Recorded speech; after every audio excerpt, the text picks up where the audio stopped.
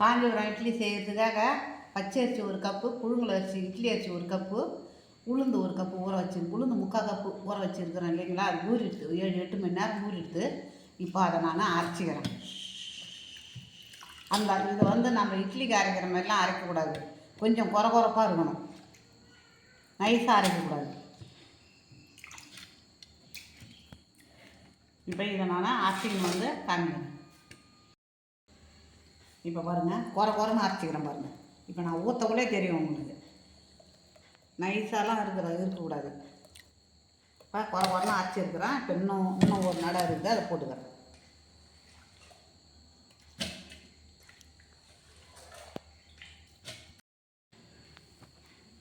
உப்பு போட்டுக்கலாங்க. இப்போ உப்பை போட்டு கரைச்சி வச்சிடறேன். பாருங்கள், குறன்னு இருக்குது பாருங்கள். இந்த மாதிரி இருக்கணும். நீங்கள் செய்யும்போது கூட இந்த மாதிரி குறன்னு அரைச்சிக்கோங்க, ரொம்ப மையக்கூடாது.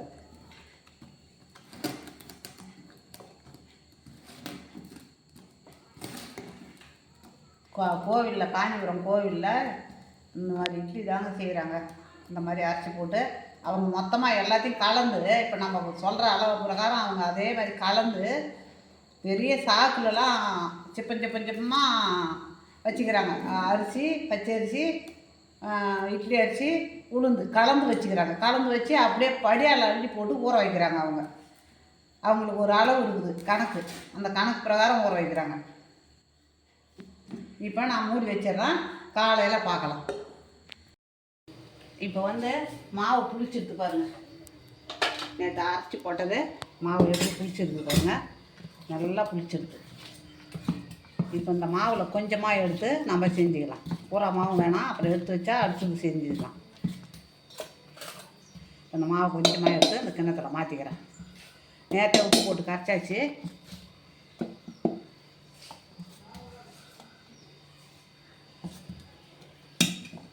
இப்போ வந்து அவங்க காஞ்சிபுரத்தில் எப்படின்னா, மிளகு ஜீரகம்லாம் அப்படியே போட்டுடுறாங்க. போட்டுட்டு எண்ணெயை ஊற்றி அப்புறம் குடப்பி, மிளகு ஜீரகம் அந்த எண்ணெய் இதை மட்டும் போட்டு குடப்பி அப்புறம் ஊற்றுறாங்க. இதை மாதிரி குளிக்க வச்சு நம்ம வீட்டுக்கு செய்கிறதுனால நம்ம அது மாதிரி தேவையில்லை. நம்மளுக்கு நம்ம எண்ணெயை ஊற்றி அந்த மிளகுலாம் போட்டு பொரிச்சிட்டு நம்ம செய்துக்கலாம்.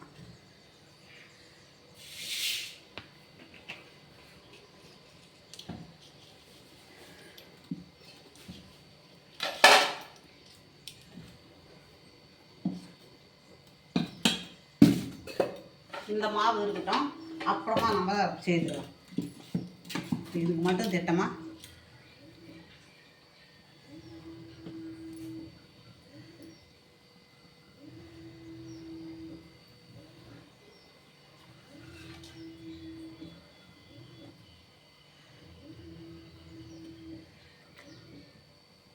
இப்போ நம்ம மிளகு போட்டுக்கலாம்.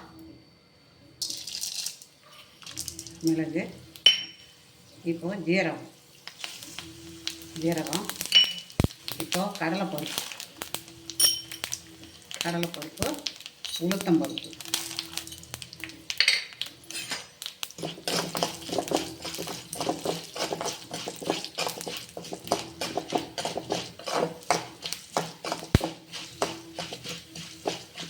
கொஞ்சம் நேரம் மாறினா போதும். கொஞ்சம் பெருங்காயம், கறிவேப்பிலை,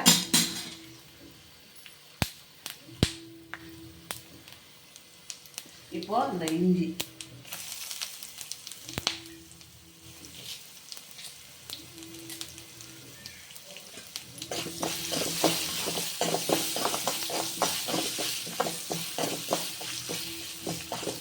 கலர் மாறிட்டு நம்ம போட்டுக்கலாம்.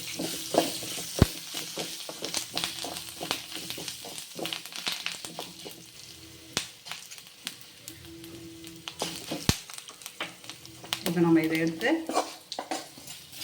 இந்த மாதிரி தாளித்து கொட்டி நம்ம செய்தோம்னா கொஞ்சம் வீட்டுக்கு செய்கிறதுனால வாசனையாக இருக்கும். அவங்க எவ்வளோ மாவாக இருந்தாலும் அப்படியே அள்ளி போட்டு, எவ்வளோ ஜீரகம் மிளகாக இருந்தாலும் அப்படியே போட்டு எண்ணெய் ஊற்றி குடப்புறாங்க.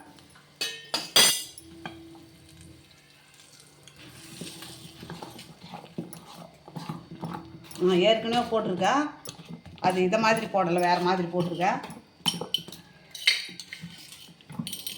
இப்போ தான் நல்லா போயிட்டு காஞ்சிபுரம் போயிட்டு பார்த்துட்டு வந்தேன். இந்த கோயிலில் இது மாதிரி தான் செய்கிறாங்க. இப்போ இந்த உள்ளார ஒரு இலை போட்டாச்சு. இந்த டப்பாவில் நம்ம மேலே ஒரு இலையை போட்டுக்கலாம்.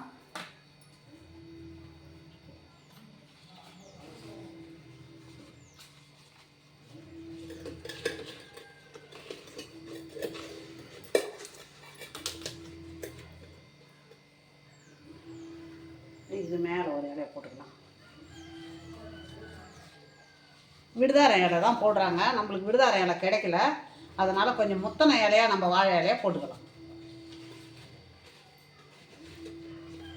நம்மளுக்கு விடுதார இலை கிடைக்காததுனால நம்ம முத்தனை இலை வாழை இலையை போட்டுக்கலாம்.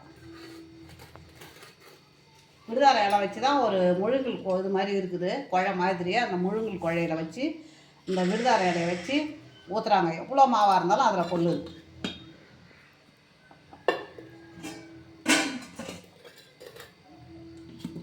கொஞ்சம் தண்ணி கொதிக்கிட்டோம்.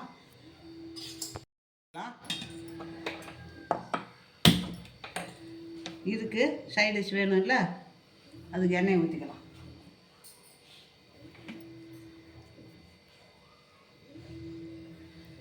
கொஞ்சமாக எண்ணெய் ஊற்றினா போதும், அதிகமாக தேவையில்லை.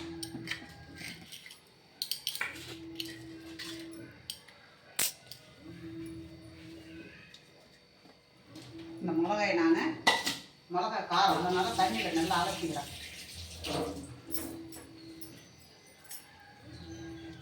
இப்போ வெங்காயத்தை போட்டுக்கலாம்.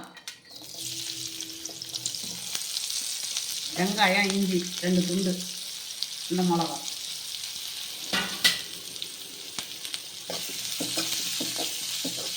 இஞ்சி போடுறதுனால பச்சை மிளகா நம்ம நல்லா தண்ணியில் அலசிட்டு போட்டால் காரம் குறையும். கறிவேப்பிலை,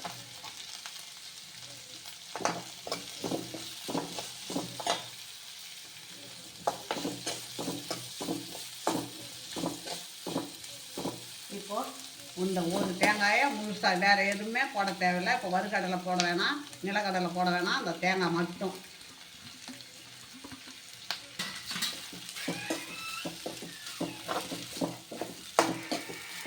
இதுக்கு தேவையான உப்பு போட்டு நம்ம அரைச்சிக்கலாம்.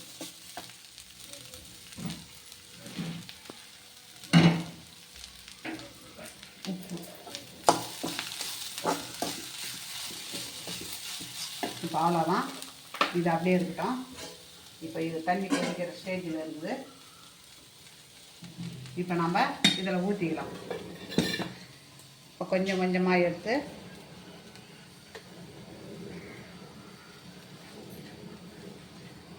இட்லி ஊற்றுற மாவு பதத்துக்கு தான் நம்ம வச்சுருக்குறோம், அதே பதத்துக்கு தான் நம்ம ஊற்றணும்.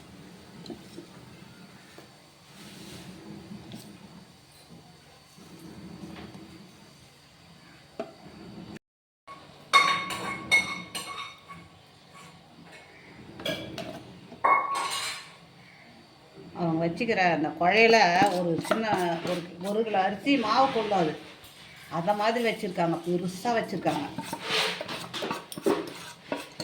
இந்த முருங்கல் குழை அதுக்குன்னு அந்த பக்கம் பின்னி விற்கிறாங்க.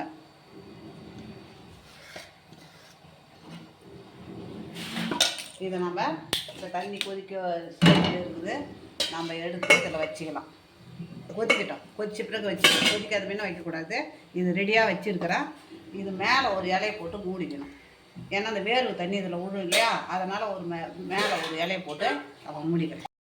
இப்போ நம்ம அதை மூடி இருக்கிறோம் பாருங்க, இப்படியே இலையை வச்சு மூடி இருக்கிறேன். அதை அப்படியே நம்ம மூடி, ஏன்னா வேர்வை தண்ணி அதில் விழாத மேலே ஒரு வாழை இலையை வச்சு மூடி இருக்கிறேன். இப்போது இதில் அந்த தேங்காயெல்லாம் போட்டு வதக்கி வச்சுருக்கிறேன். இந்த சட்னி அரைச்சி எடுத்துன்னு வந்துடுறேன். சட்னி அரைச்சி தாளிச்சாச்சு. இப்போது இது வேகணும், வெந்த உடனே நம்ம எடுத்துக்கலாம். 15 நிமிஷம் ஆகிடுதுங்க, வெந்துருதான்னு பார்க்கலாம். இது மேலே அந்த இலையை போடாமல் இருந்தால் அந்த வேர்வு தண்ணி அதில் விழும், அதனால் அந்த இலையை போட்டு மூடி இருக்கிறேன், இந்த வாழை இலையை. இப்போ நம்ம பார்க்கலாம், வடை குத்துற கம்பி தான், அந்த கம்பியால் பார்க்கலாம். நல்லா வெந்து போச்சு பாருங்கள், குடிக்கவே இல்லை பாருங்கள், நல்லா வெடிச்சு போச்சு வெந்து. இப்போ நம்ம எடுத்துக்கலாம். சுடுது, இப்போ சூடு ஆறட்டும், நம்ம எடுத்து காமிக்கிறோம். இப்போ நம்ம எடுத்துக்கலாங்க, ஆறிட்டு பாருங்க, எடுத்தாச்சு பாருங்க.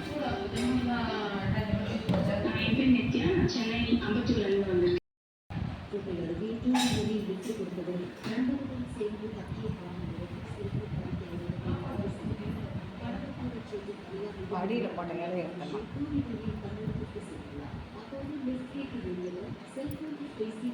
இப்போ எடுத்தாச்சு பாருங்கள் இட்லியை. நம்ம இப்போ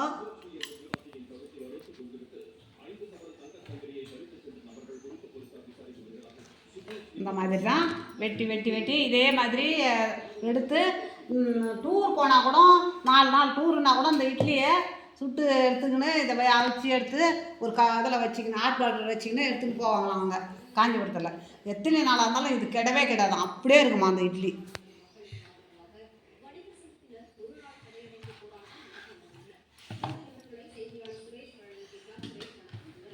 காஞ்சிபுரம் இட்லி ரெடி ஆகிடுச்சு பாருங்கள். இதே மாதிரி தான் ஒரு கப்பில் ஊற்றி நம்ம அந்த ஒரு இது மாதிரி முழுங்கல் மாதிரி பின்னி அந்த ஊரில் விற்று அதே மாதிரி வாங்கி வச்சிங்கன்னா அவங்க சொல்கிறாங்க அந்த இட்லி. அந்த முழுங்கல் குழை தான் நாம் என்ன பண்ணுறோம், நம்மளுக்கு அதை மாதிரி கிடைக்கலன்னு கப்பில் ஊற்றி வச்சு நம்ம அவிய வைக்கிறோம். அது கொஞ்சம் லேட் ஆகுது, அந்த அது வேகிறதுக்கு கொஞ்சம் நேரம் எடுத்துக்குது. அந்த முழுங்கல்னால் சந்து சந்தாக இருக்குது, அதில் நல்லா அந்த சந்தில் தண்ணி போய் விருதாரம் இலை வச்சு ஊற்றுறாங்க. அவங்க கேட்டாங்க, அவங்க என்ன சொல்கிறாங்க, இந்த இட்லி எடுத்து 4 நாள் டூராக இருந்தாலும் இதே இட்லி செய்து எடுத்து ஹாட் பாட்டில் வச்சுக்கின்னு இதுக்குள்ள சட்னி, கொத்தமல்லி சட்னி, புதினா, கறிவேப்பிலை அந்த மாதிரி சட்னிலாம் எடுத்துக்கின்னு போனால் இதை உடம்பும் கெடாது, நம்மளுக்கு எந்த தொந்தரவும் இருக்காது. நம்ம 4 நாளாக இருந்தாலும் இந்த இட்லி சாப்பிட்டு நம்ம வீட்டுக்கு வரலாம்னு சொல்கிறாங்க. அந்த இதில் அந்த மெத்தடில் தான் நானும் செய்திருக்கிறேன். இது பிடிச்சிருந்ததுன்னா எனக்கு லைக் பண்ணுங்கள், கமெண்ட் பண்ணுங்கள், சப்ஸ்கிரைபர் பண்ணுங்கள்.